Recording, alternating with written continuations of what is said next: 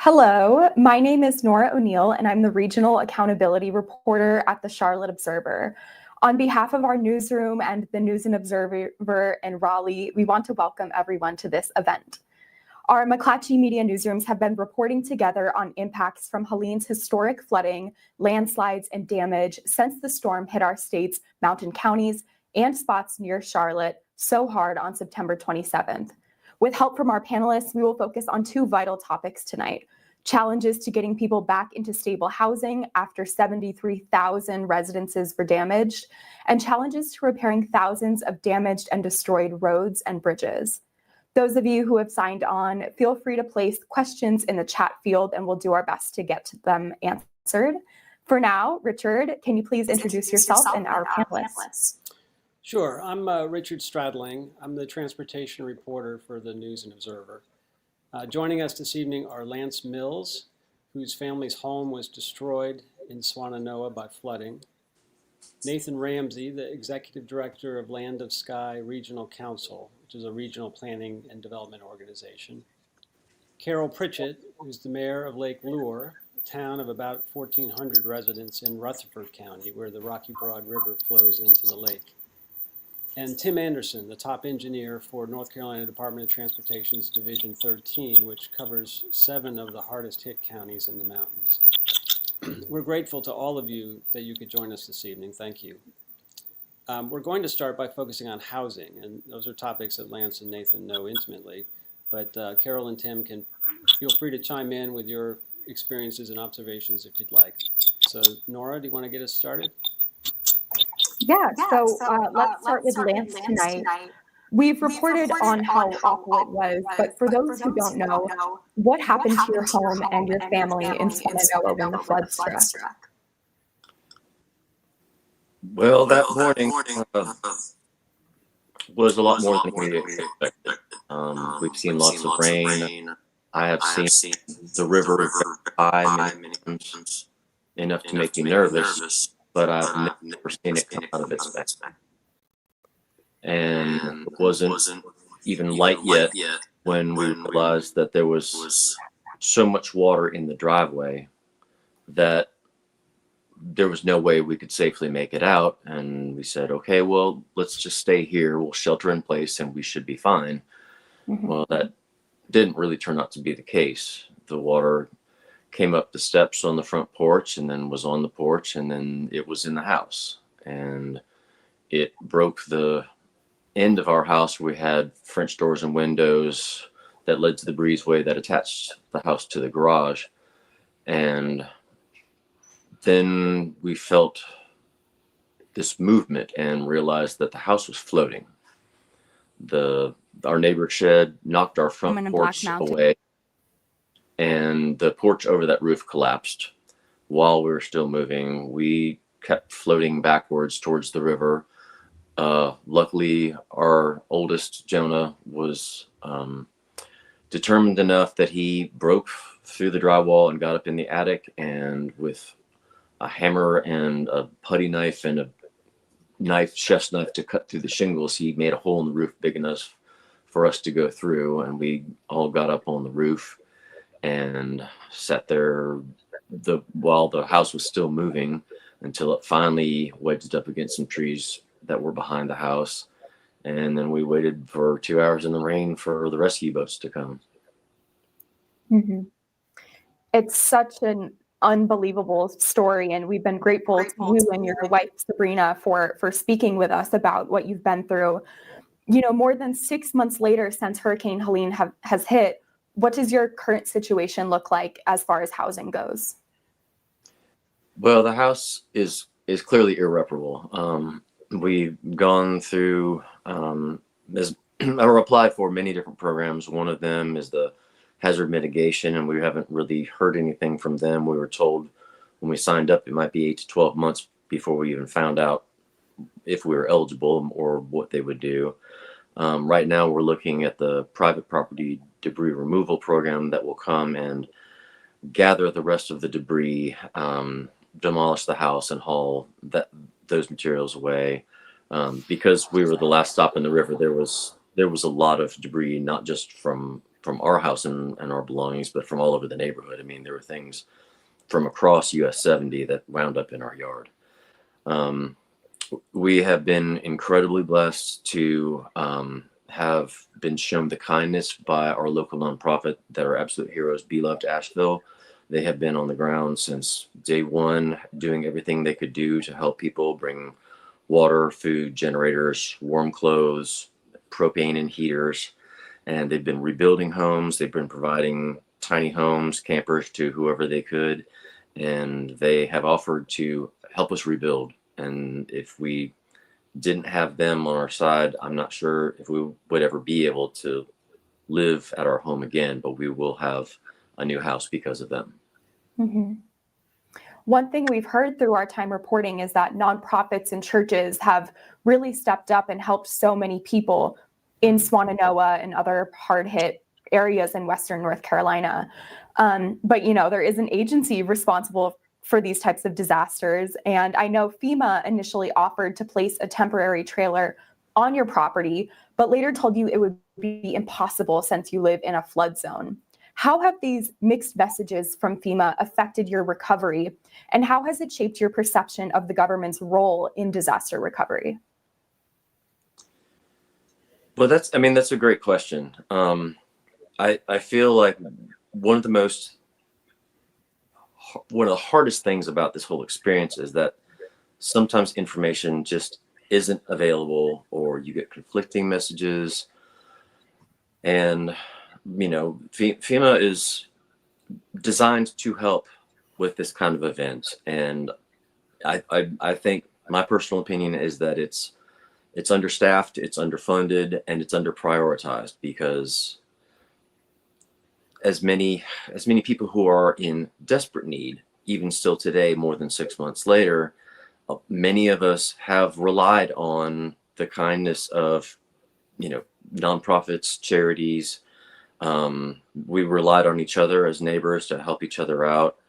We've been cared for by perfect strangers. There's been lots of people who have stepped up to try to help, and as wonderful as that is, it seems like a federal agency that is designed to manage emergencies would be able to do a better job of helping the people who have an immediate need, who have immediate and dire loss from their households, their livelihood, their basic safety.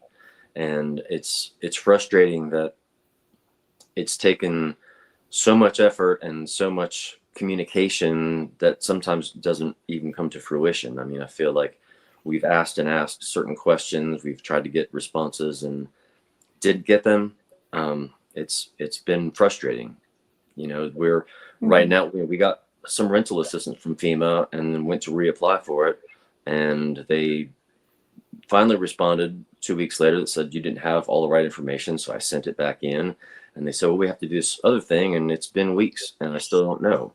Right now we're paying a mortgage on a place that we can't live, and we're paying rent, and the rent is more than our mortgage is. And it's a house. We were lucky to have been housed, but we don't have a home. This place isn't a home. It's a nice place to live, but we can't hang our own pictures on the wall.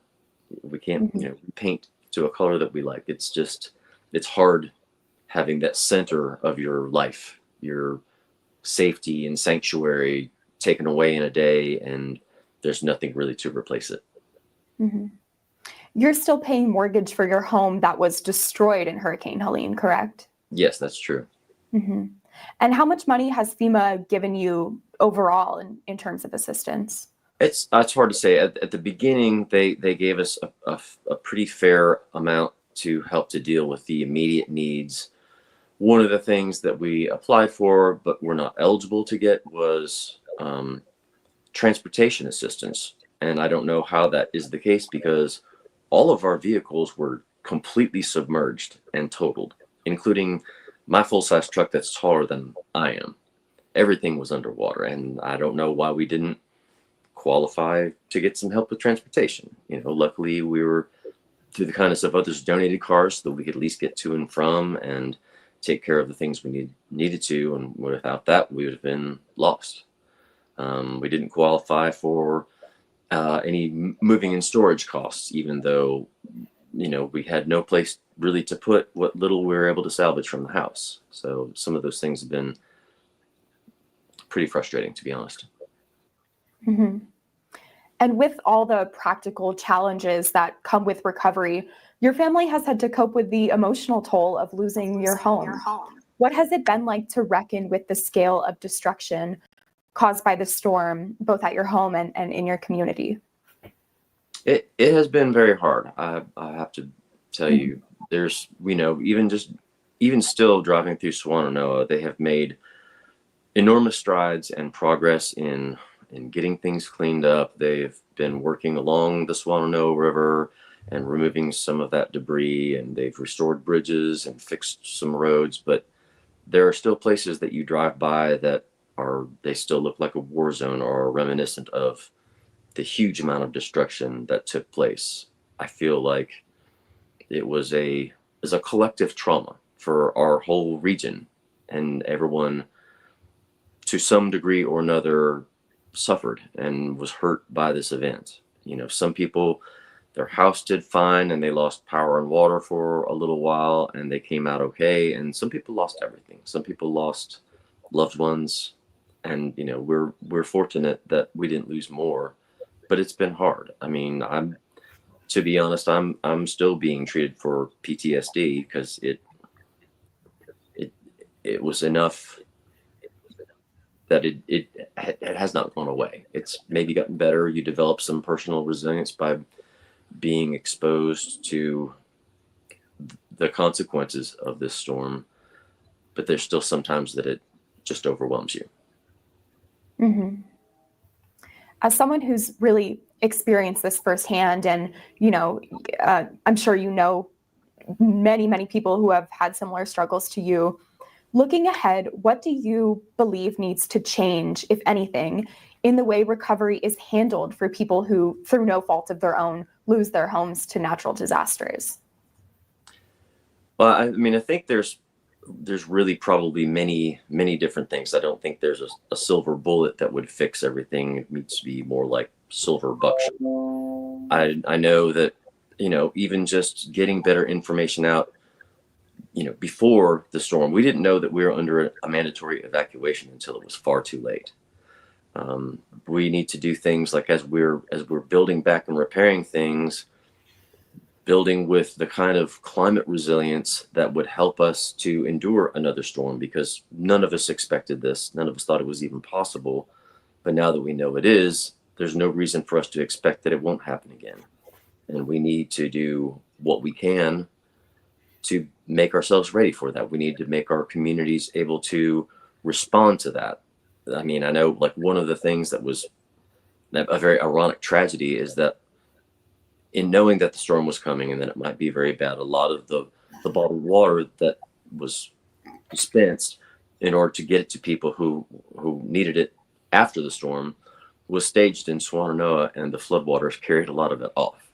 And, no one would have anticipated that would be the case, but we need to be ready. And again, it was very heartening to see the community come together. We came back the Monday after the storm to bring supplies, gas and gas cans and water and food and whatever else, and then came back on the following Friday. And in just the span from Monday to Friday, every flat space in Swannanoa had a pop-up tent and a table, and people were giving away clothes, hot food, water, baby clothes, baby formula, anything they could to help. And it was neighbor helping neighbor. And that was amazing. That was a huge community outreach. It was a huge step for us all to just reconnect, which is a huge part of us being able to recover and rebuild. But it really seems like it would be awesome if the powers that be, who are tasked with doing those things, took a larger role in providing the services and the goods that a community that's been utterly ravaged is going to need right away. Mm-hmm.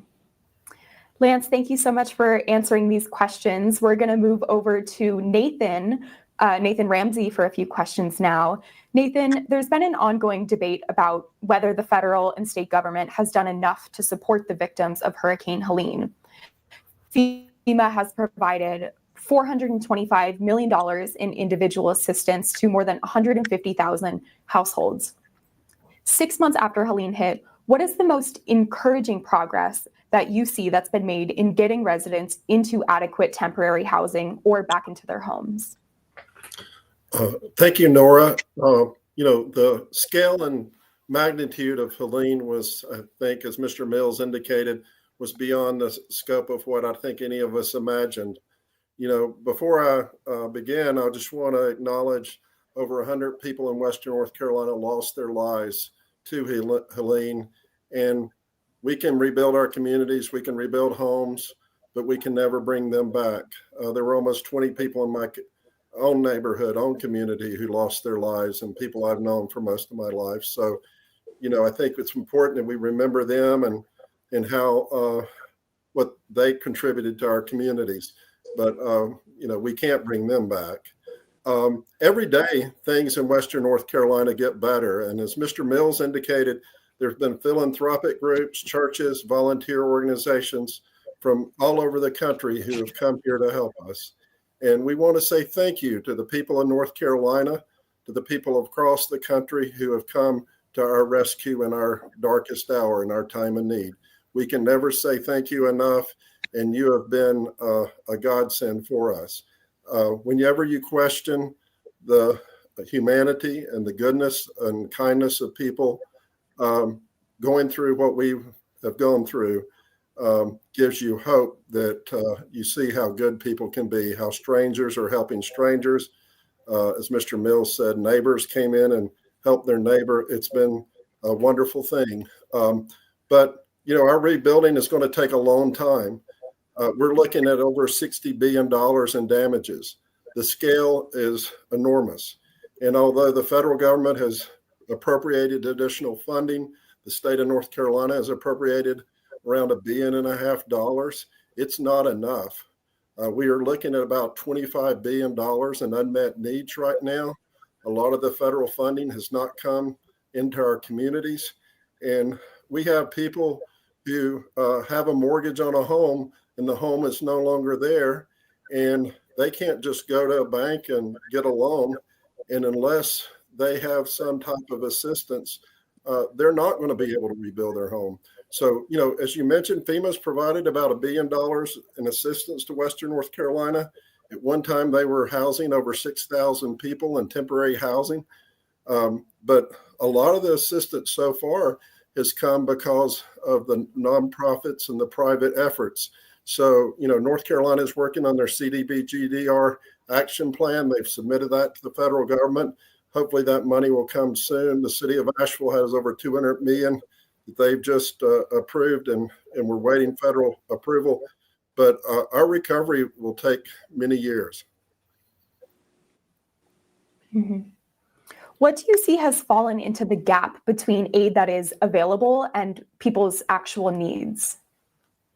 Well, first, we don't, a lot of this money has not hit the communities yet. So we have local governments who are out millions of dollars in public assistance. They know they'll probably get FEMA reimbursement for that. But right now you have these small local governments that are looking at tens of millions of dollars in unmet needs, far beyond what their budgets can handle. The state provided about $100 million to zero interest loans, but there was actually over $600 million in demand for that. So our local governments need cash flow assistance. Our small businesses, although they can go get loans, and SBA does have lending ability to help them. Many of these businesses cannot go out and take on additional loans. So, they need some type of grant funds, grant opportunities to assist them. There's been a lot of private dollars there to help, but the need is enormous. I think there was over $200 million in request when Appalachian Community Capital came out with a grant program through Dogwood Health Trust and some funding the state of North Carolina had. And they were only able to commit about $50 million. And then housing, you've talked about housing earlier. Our ability to rebuild homes in our communities is really going to determine how successful we are in the recovery from Helene. We had a very tight housing market prior to this disaster. We had some of the most expensive housing market in the state of North Carolina was in the Asheville metro.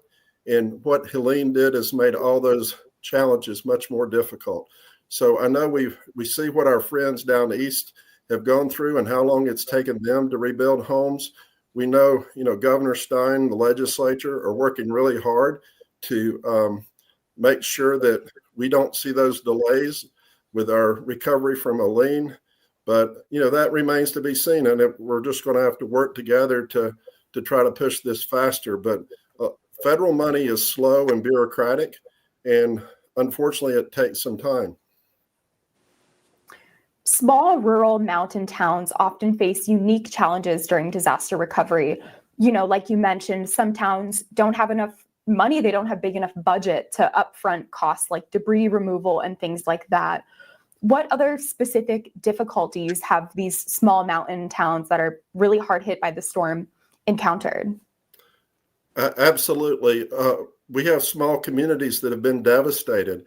I know we have the mayor of Lake Lure here, but you think of the Hickory Nut Gorge, Lake Lure, Chimney Rock, Marshall, Hot Springs. You see Spruce Pine, other communities that are facing tens of millions, in reality, probably hundreds of millions of dollars to cost to rebuild those communities. It will cost more to rebuild those communities than the entire tax base in those communities. So unless they get state help, federal help, they can't rebuild their infrastructure. They can't come back. And although there's been a lot of money promised from the federal government, a lot of that money has not hit our communities. Also, we're facing capacity challenges.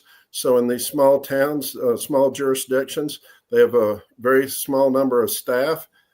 Many of them struggle to manage federal dollars that are bureaucratic and have a lot of red tape. So I know our regional councils are working to try to support our local communities, but we need more resources to help them, be successful in their recovery. A lot of these challenges going forward are very complex. Disaster recovery experts have shared with me in many respects, the first year or two coming out of a disaster are more challenging because the issues you're trying to solve, rebuilding homes, keeping businesses, rebuilding your infrastructure are things you can't do overnight.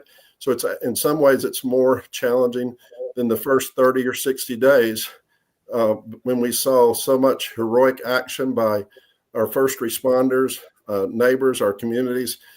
It's really a miracle more people didn't die from Helene, but that's because our communities came together and we worked to help each other. But, we're looking at a long, hard road. Mm-hmm. And, given the extensive damage we're talking about in areas like Swannanoa Valley, what is the realistic time frame for restoring permanent housing and rebuilding these communities, especially in the hardest hit regions? Well, first, we need more federal money. We're looking at a $25 billion gap. And unless we get, which is almost the amount of the entire state budget. So unless we get more federal dollars in Western North Carolina, it won't be enough. And hopefully there'll be another disaster supplemental later this year. And I know our members of Congress, the North Carolina congressional delegation has been united working with our members of our General Assembly, Governor Stein.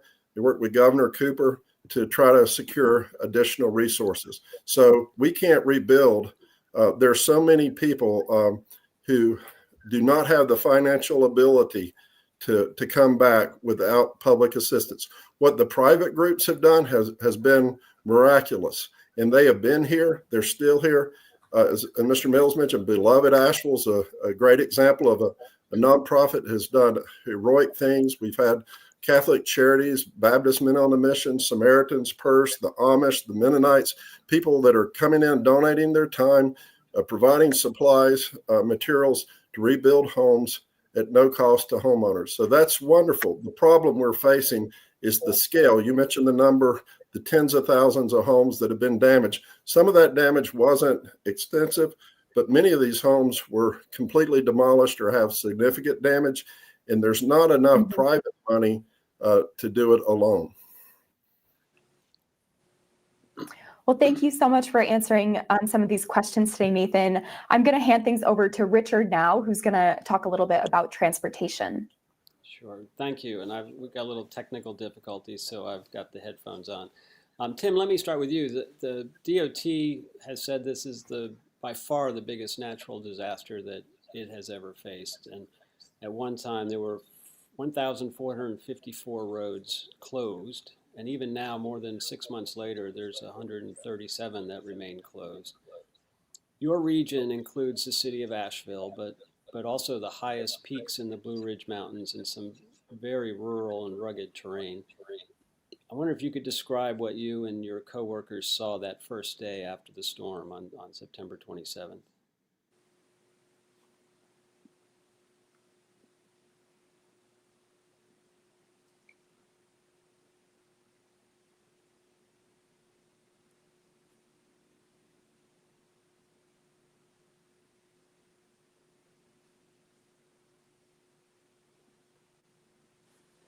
Tim, I'm not hearing you. Hey, it's better if I unmute, isn't it? Okay, all right, excellent.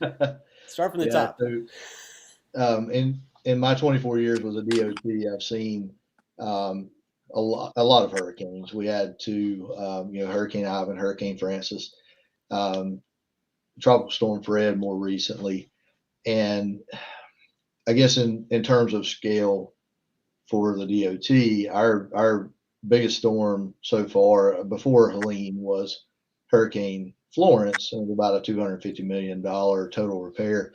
The estimate for this storm is just a little bit under $5 billion in infrastructure damage. $3 billion of that's in Division 13. With the escarpment, we caught, we had the Hickory Nut Gorge down through Chimney Rock, all the way up through Buncombe County and McDowell County, especially too, and then Mitchell and Yancey. So we got hit really hard, and our folks, you put together all of our experience, nobody had seen anything like it, and we didn't have a chance to talk about it very long because we lost all of our communications. So fortunately, we have DOT staff. We have a maintenance yard, and pretty much, in every one of my counties, there's a maintenance yard, and folks went to work. But it's definitely a size and scope that we're not accustomed to at all. Yeah. Describe what some of the roads look like, and were there just places where you just couldn't get? Yeah, that's we typically have a priority when storms happen, and we reestablish the interstates, the major primaries first, because those big arteries are how you get relief supplies in, materials in, and then our secondary system. But with this one, there was so much damage, while we were doing that. And fortunately, I got to say, from this, before the storm even started, we had many contracts ready, cut and shove contracts to help open roads. First responders were out cutting trees. Private citizens were cutting trees. Contractors just started working on places that were damaged when the water went down before we could even get to them in some cases. And, so we pre-position all that. The storm happens. We go through a lot of our normal things because, we had to get I-40 back open at Old Fort Mountain so that we could get supplies into Asheville and folks could get out of Asheville to go buy supplies. But at the same time, there were life safety issues where we needed to put in pipes so that folks could get emergency services across rivers. You don't typically pipe a river, but in some cases we had to do that until we could do come back and perform a higher level repair, even though that's itself still a temporary repair. That case in point, the primary road on one side of that picture and the secondary road on the other side, they were completely gone in places. So just to establish one lane meant a lot. Our goal was to establish two, and then work on permanent, a more permanent temporary type crossing until we could get our bridges replaced with that permanent structure. You had told me before that one of the early strategies was to get to every community. Talk to me a little bit about that. What the challenge was there, because you had some places, lots of places that were basically cut off from the outside world. Is that right? That's correct. We had several areas were throughout my division and Division 14 to the west of me, and Division 11 to the northeast. The making sure that folks, if they can get to the state road, can get to the supplies they need, to the doctor, back to work, kids back in school. That was our initial goal, is get everybody back to where if they can make it to the state maintained highway, then they can move around and be reconnected to the community. In the mountain areas, that still means there's a lot of work to be done, because we work on the state maintained system, which includes interstates, primaries, and secondary roads. But we had primary roads that we had lost, so we had to reconnect those, and then secondary roads that were lost. And our goal was to have everybody, if they could get to that state maintained road, the state maintained road was repaired to at least a good temporary repair by Christmas, and we were able to do that earlier. So for us, that was a one challenge met, because that helps folks get reconnected. The second challenge is to get that to be a 2-lane road, so that folks can get in and out to start with recovery. Right. So where do things stand now? You mentioned that there's an estimate of $5 billion or so in repairs, and I think maybe only $500 million has been actually spent. I mean, so there's a lot of work ahead. What kind of work remains to be done? Yeah, so it runs the gamut. We've got a tremendous amount of small repairs done, medium-sized repairs on hundreds of thousands of dollar type repairs. We've got most of our major repairs under contract. What we have left, we have a plan to have under contract as quickly as possible. The big basins like the Cane River, the Toad River, the Nolichucky, the Rocky Broad, those projects are under what's called a progressive design build contracts. We have 5 of those contracts, so that designers and contractors can get started on a set of plans, and then we review those, and as sections of it are approved for work, they can go to work. And instead of the traditional design bid build process, in our region, in the 3 divisions, right now there's 151 bridges that need to be replaced. My division, the number sits at 71. And in a normal year, we would replace 7 to 8 bridges with our bridge program. So to give you a kind of a picture of the scope, and then you look at I-40 out in Division 14, the estimate on it's nearly $1 billion for the permanent repair. So it's a daunting process. What do you and your contractors need to get this work done, and how long do you think it will take? Yeah, so our contract community, DOT rallies, like when these things happen, we had folks coming in from other parts of the state. We still have folks coming in from other parts of the state.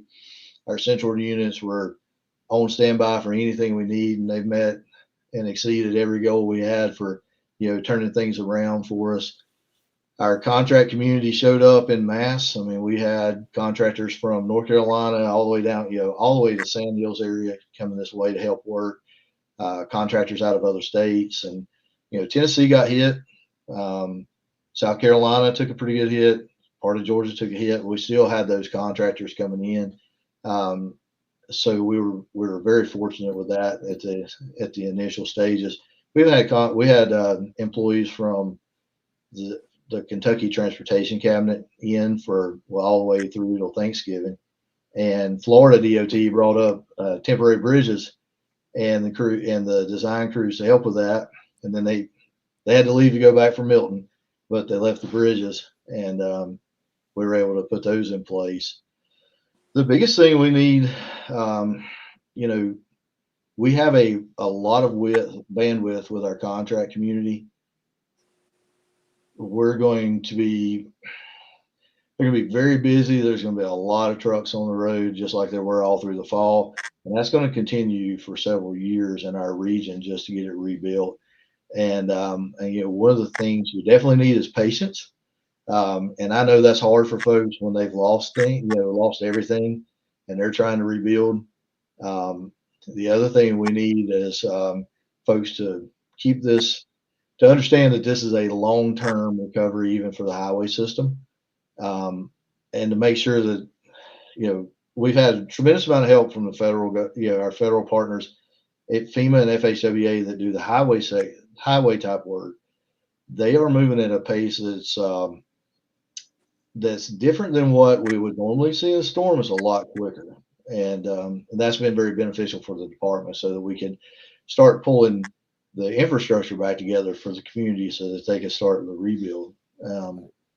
Continued support on that end, and our legislative partners, the same as Nathan mentioned, our legislative delegation in DC has been on the ground from day one. Our state level representatives and the governor, Governor Cooper was here a lot when it first happened.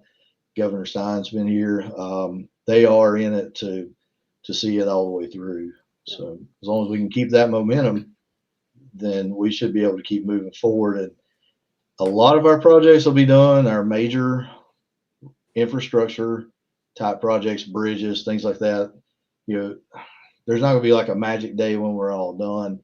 There'll be 18 to 24 months. Many of those bridges will be rebuilt because we've got multiple contractors working on them. Some of the larger bridges may take a little longer. The corridor projects, depending on the amount of work that needs to be done, is probably in the 2.5 year range. Let me ask one more question before I bring Carol in. What is NCDOT doing to try and make these roads less vulnerable to flooding in the future? And how much of that is possible in a terrain where you've got not a lot of space, narrow valleys, mountain valleys? Yeah, so it's from an engineering standpoint, it's an interesting dilemma. If you move the road, you have to buy property, which slows down the process. Also impacts citizens who've already been impacted by the storm. If you build it back in place, what does that look like? And one of the things that we're looking at, I've heard it said we need to build it so this could never happen again. And the reality is, in a storm this size, we can't build it so that nothing would be damaged. That's physically impossible in a lot of places, especially those narrow areas. You'd have to raise the road so high that it wouldn't be helping the properties that need to be able to access it. So what we are doing, we're using better data for our hydraulic designs. We're using more current data that recognizes that we have more intense events. 100-year storm now, when we call it 100-year design storm now, is way more intense than a 100-year design storm from 30 years ago. So we use that data, and then we look at what can we do in the places where we know the road's vulnerable to make it less vulnerable and more resilient. We may in a big storm still lose a lane, but if we can design it so that we keep one good lane, folks can still get in and out. Emergency services can get into folks. So our goal is to build it back similar, because most of them will have to go back into places they were, but build them back in a way that they can sustain these greater intensity rain events. All right, good. Thank you very much. I appreciate that. Carol, let me bring you in here. You have lived in Lake Lure since 2011, and you've been the mayor since 2019. I have. Describe the town for people who don't know it. Well, Lake Lure is a town of about 1,400 people. It is, probably the central one in the town is, of course, is the lake, named also Lake Lure, and really sort of the heart of the community. It is a community that is, the economy is built on tourism, and not so much with respect to stores that sell merchandise, but really the economy here is built on people enjoying the beauty here, using the lake, the mountains, the trails, things like that. So it's very tight-knit group of people. When I first moved here, there were many more people who lived here, had just maybe summer homes. Since then, really the number of people who are here permanently has increased. We certainly saw, as an example, during COVID, when everyone else was so concerned because people were leaving the communities, out of fear, of course, of COVID. And we had so many more people who actually came to Lake Lure because it is a safe place. It is a secure place. It is rather insulated in some respects, which is both a good thing and a bad thing.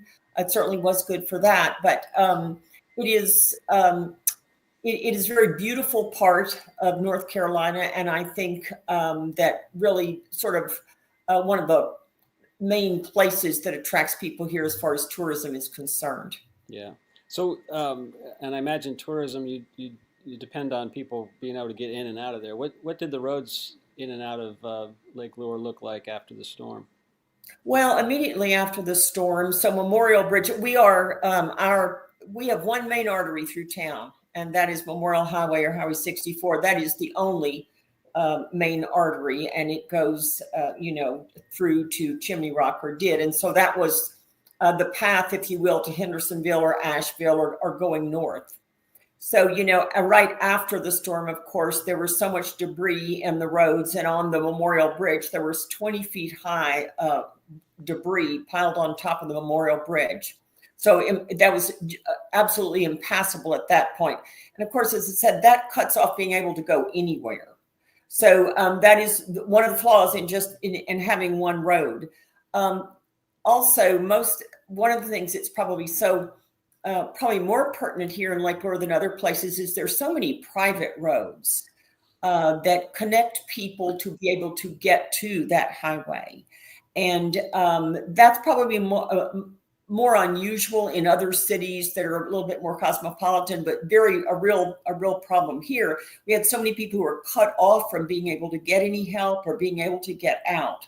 So very fortunate that there were allowances now, but where people are going to be able to receive funding to improve private roads so that they have access to get to work, to get emergency care, to get supplies and things like that.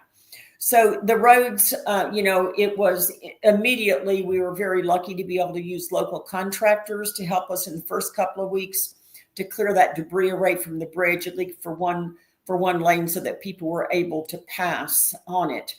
The road in Lake Lure itself, and as you know, Lake Lure really and Chimney Rock are right next to each other. The road really was not severely damaged, Highway 64, as it came through Lake Lure. Now, after you got into Chimney Rock, of course, then the roads and bridges there were destroyed. And so that actually cuts off access to going north that way. And that's a huge, very important, both for people being able to have access to get supplies, to get help that they need, services. But also, that's probably one of the key things that allows tourists to come from the north, from Asheville down to Lake Lure. So that's been a great problem. And DOT has been wonderful in working on that, and has been wonderful from the very beginning, to be honest with you. We're so fortunate we're in Division 13 and have always had such great partnerships with them. And certainly efforts are being made right now, and a temporary road has been constructed through Chimney Rock. That's not going to be open, though. When I say temporary road, it's a very rudimentary road and certainly has some limitations, but certainly emergency vehicles can get in and out. We do see, obviously there are, as Tim said, there are a tremendous number of huge trucks constantly driving on the road on 64 through there, and we see the wear and tear on that highway, and we certainly know that DOT is going to be repairing that as they can. But this is going to be a long process. I actually am from Texas, so I've lived in hurricanes all of my life. It is a long recovery, and there are things that people do need to be patient about and need to be understanding about. We are very fortunate in Lake Lure. We had no loss of life here, and most of our individual residences were not affected because they're built higher up on the side of the banks of the lake, and so that was very fortunate for us. But the main problems that we face here are huge infrastructure problems. Our wastewater treatment plant was destroyed. Our subaqueous collection system has been severely damaged. Our dam was definitely impaired. And then, of course, all of Chimney Rock came down the Broad River into Lake Lure.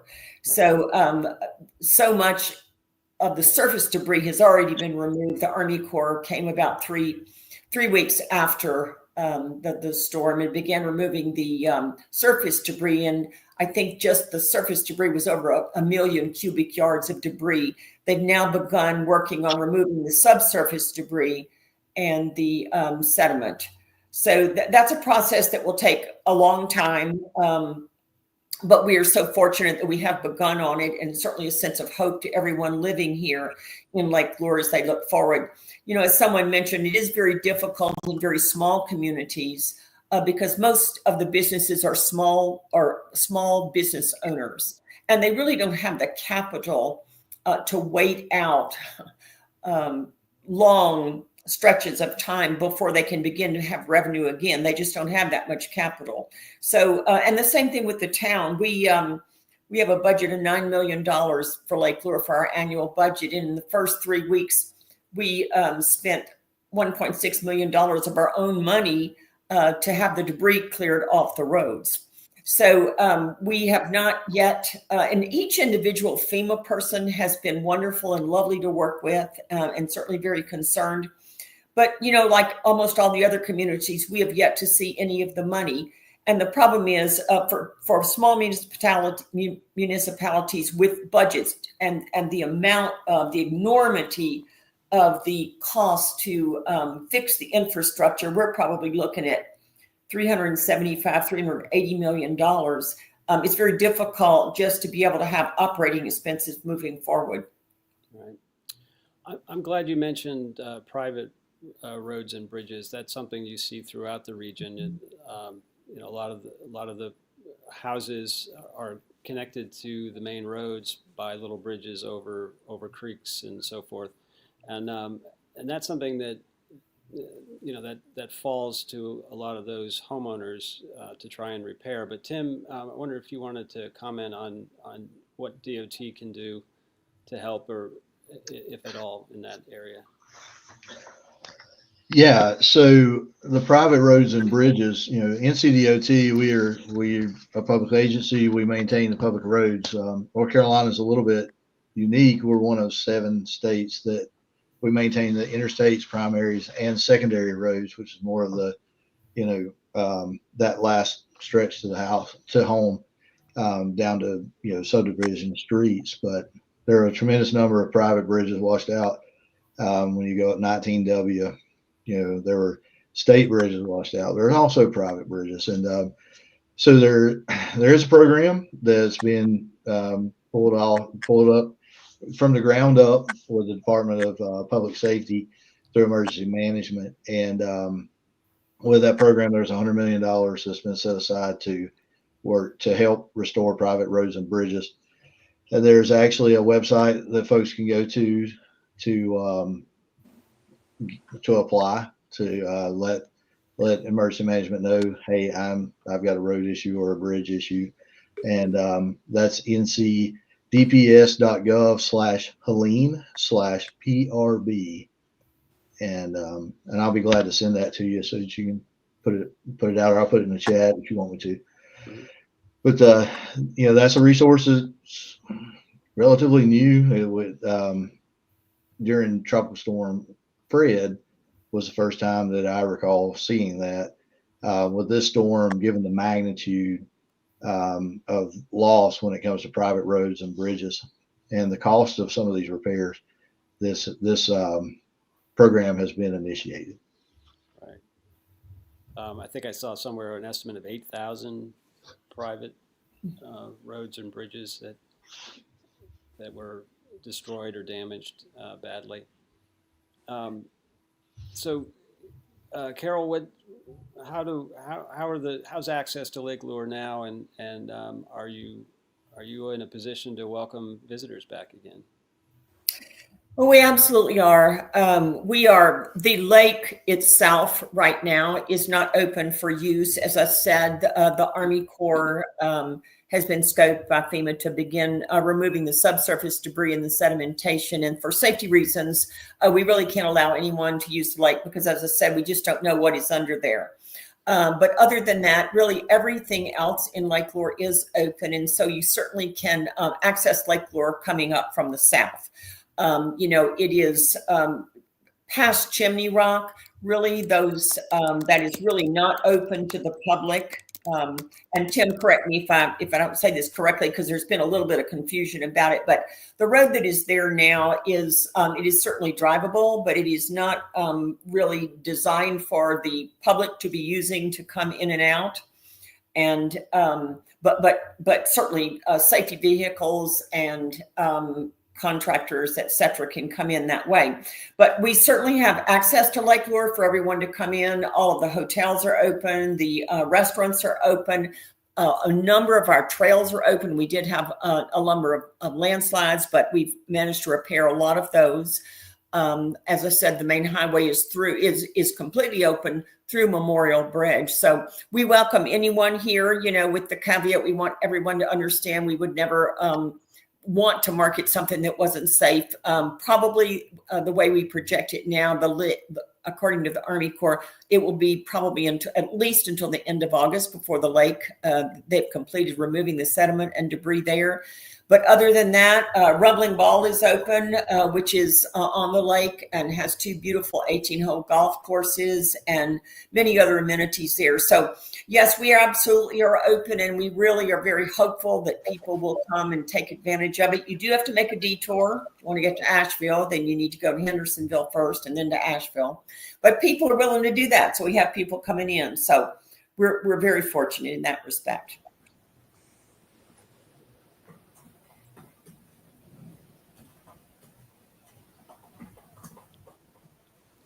Nora, I'm going to pass it back to you. Yeah, thank you. So we have one question submitted by Bill Green of Black Mountain. He said, my home was totally destroyed by Helene. My premier property insurer paid nothing. When will a politician of either party address badly needed insurance reform? Insurers have paid nothing to victims of Helene. Their contracts protect the insurer and not the homeowner. If any of our panelists would like to take this question, feel free. Well, I think that's been a problem for everywhere. Most people did not have flood insurance, and probably had no expectation that they needed it. I speak for Lake Lure just because of the topography here. So, as I said, we are very fortunate in that most people's homes were not totally destroyed. There was a lot of destruction to them from the water and the silt. But most of the people have found, I think, that their insurance is not covering it because they don't have flood insurance.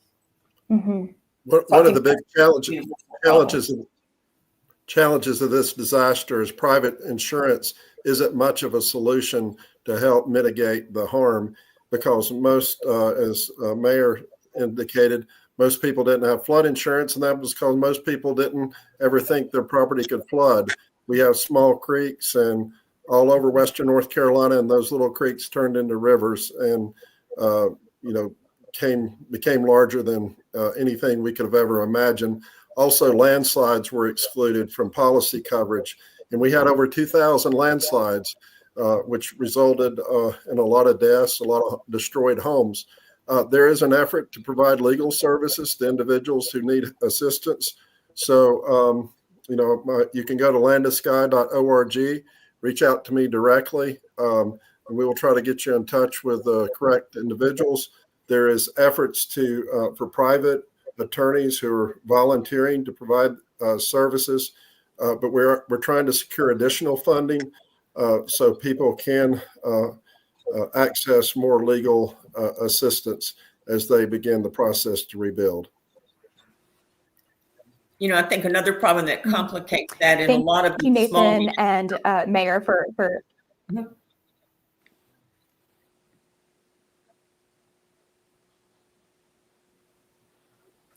Okay, sorry. Well, thank you both for answering that question for us, and thank you to all our panelists for joining us this evening, and to everyone else who tuned in. Both of our newsrooms intend to stay on this important story, which we expect will continue to unfold for years. If anyone here, anyone listening, has any ideas about what we should be reporting on, we're all ears. You can share your ideas with us via email. I'm noneal@charlotteobserver.com or richardstradling@newsobserver.com. Thank you, everyone, for tuning in tonight. We really appreciate it.